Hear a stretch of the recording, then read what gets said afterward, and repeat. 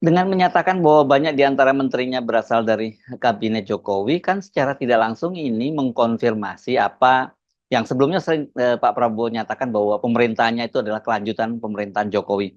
Kalau itu yang terjadi, berarti peran Gibran itu akan cukup besar ya, kalau tidak bisa katakan itu nantinya sangat signifikan begitu.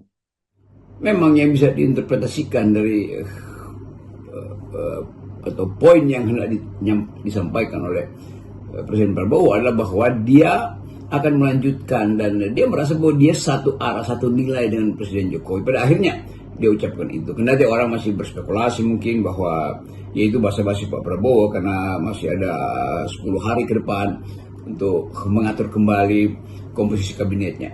Tetapi kelihatannya Pak Prabowo ada di dalam kondisi yang tidak bisa kita duga karena masih ada 10 hari.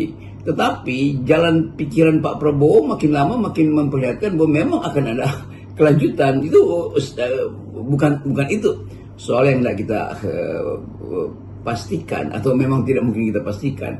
Yang hendak kita pastikan adalah bahwa apakah Gibran masih menjadi faktor dalam kabinet Prabowo, kan itu intinya tuh.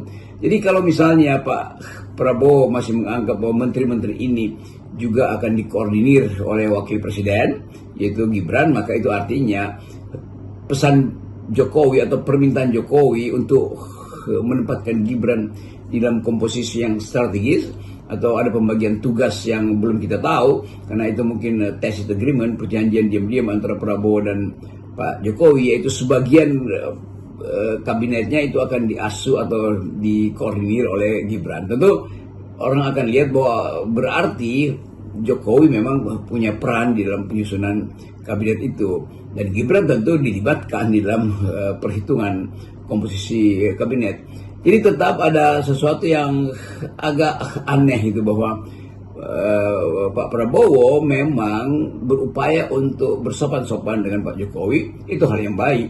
Tetapi kemudian orang menilai bahwa kalau begitu tidak ada semacam identitas otentik dari kabinet ini. Kan itu akhirnya kesimpulannya. Jadi kabinet Pak Prabowo itu tidak otentik ya, dalam identitasnya, kan hanya melanjutkan komposisi kabinet dari Pak Jokowi. Jadi kelihatannya daftar yang beredar hari ini kita nggak tahu itu benar apa tidak, tetapi keterangan Pak Prabowo menunjukkan bahwa beliau memang ingin bukan sekedar menghormati, tapi tidak punya cara lain selain mengambil ide-ide dari Pak Prabowo. Dari Pak Jokowi melalui penempatan orang-orang yang dia sendiri katakan itu berasal dari kabinet sebelumnya, itu kabinet Pak Jokowi.